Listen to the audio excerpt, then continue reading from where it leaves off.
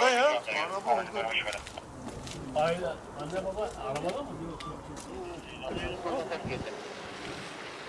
İfadeye gerek var mı adamın ifadesi olmaya? He?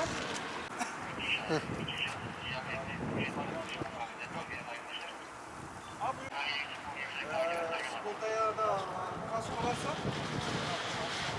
Bunlar rapor ediyor. Beyaz su var. Bu rapor tutuyor abi. 2-3 yıl sonra gidersin abi.